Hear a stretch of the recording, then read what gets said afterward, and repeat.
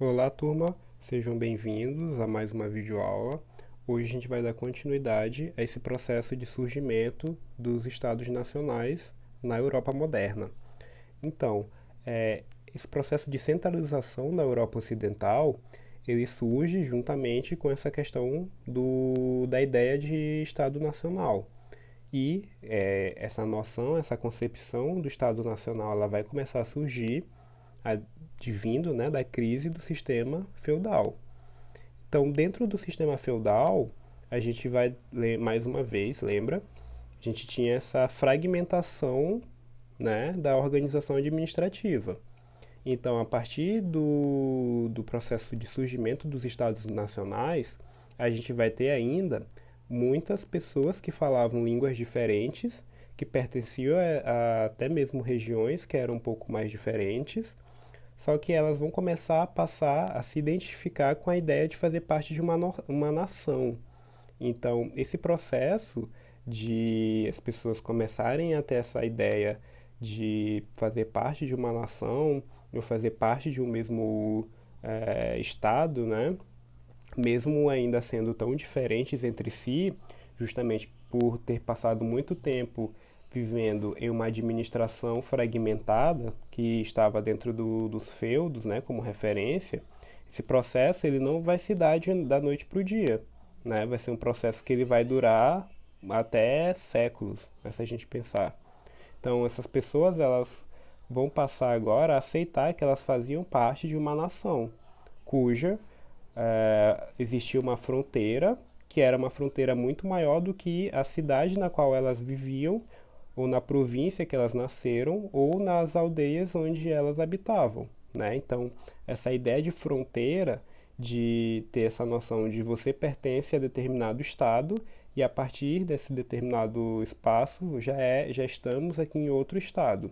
Isso vai ser também uma concepção que vai surgir desse processo de centralização política e de nascimento dos estados nacionais, né? Então, tudo isso vai fazer com que a gente entenda como surgiu, como nasceu a ideia de identidade nacional. Então, continuando, uma das principais características dos estados nacionais modernos foram a partir desse processo de centralização, eles começaram a cobrar impostos reais, né, ou seja, impostos da coroa, para cobrir essas despesas da nova organização social. E essas despesas elas estavam ligadas também o quê? A formação de um Estado Nacional. Esse Estado Nacional ele foi importante para você conseguir defender essas fronteiras, né? E esse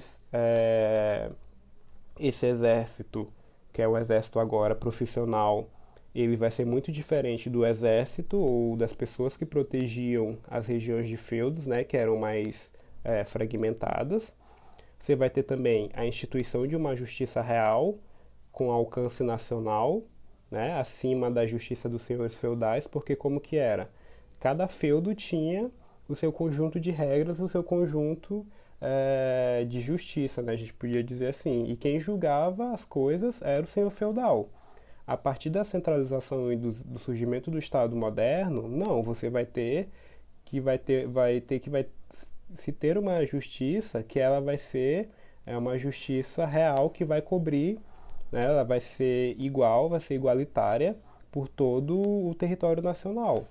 Então você vai ter também a centralização e a unificação administrativa com a formação de uma burocracia administrativa, né, que a gente vai começar a ver o surgimento e a implementação de leis do Estado. A gente vai ter também a unificação de sistema de pesos e medidas, que lembra, isso foi uma das grandes reivindicações, né, dos burgueses. A cunhagem também de uma moeda real em substituição às diferentes moedas de feudo, porque cada feudo tinha o seu sistema monetário. Então, a partir dos estados nacionais, você vai ter que vai se ter uma padronização de qual moeda iria circular ali nessa região do estado, né? E uma outra questão que a gente tem é que a ideia de que você tenha, né, que o rei tenha um exército submetido às suas ordens é importante para a manutenção do poder, né? Porque assim ele conseguia conservar e organizar as fronteiras. E como que ele conseguia pagar esse exército? Era muito ligado à questão do dinheiro da burguesia. Então, a gente vai ver que essa noção de um exército nacional profissional submetido ao poder do Estado, do monarca, vai precisar de um financiamento. E quem vai financiar é justamente a burguesia. Então, por isso que muitos reis vão começar a proteger a burguesia por meio de ações, dentre elas vai ter a criação de leis que vão beneficiar o comércio, certo? Então, para garantir o apoio da burguesia aos interesses, os monarcas eles vão manter também esses burgueses como funcionários de Estado. Então a gente já começa a perceber essa aliança entre Estado, entre representação do Estado e representação dos burgueses, da burguesia. Então, outra ação que os monarcas eles vão ter também, que vão favorecer a burguesia, é justamente a unificação monetária. Por que isso é importante? Porque os reis eles vão passar a controlar a produção de moeda, que eram as únicas que vão ter a permissão de circular dentro dos reinos, né? Dentro dos estados. Então, isso vai ser importante porque vai contribuir cada vez mais para que houvesse uma sistematização, né, monetária da economia e com o tempo o pagamento de impostos também vai ficar centralizado na figura do monarca. Então, essa questão da padronização de uma moeda vai livrar muitos problemas que os burgueses tinham nessa questão da comercialização.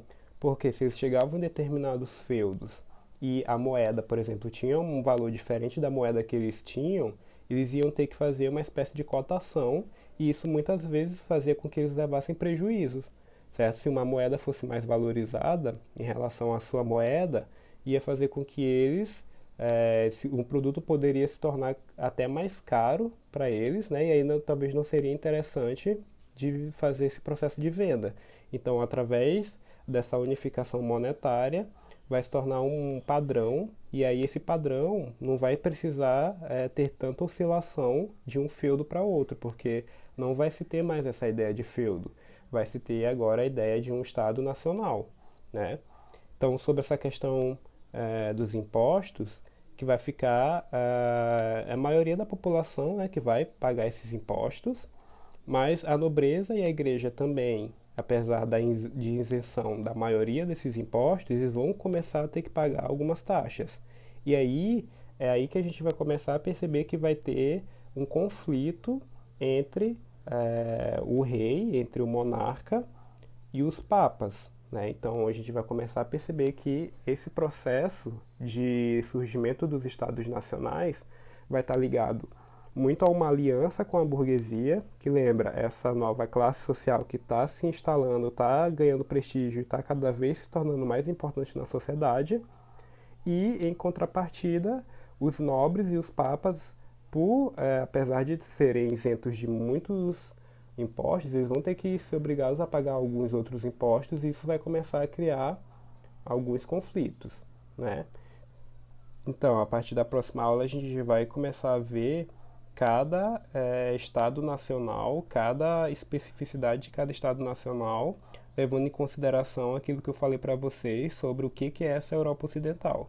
Então a gente vai ver como se deu a unificação dos estados, tanto na Inglaterra, na França, na Alemanha e alguns outros países que fazem parte da Europa Ocidental, certo? Então até a próxima aula.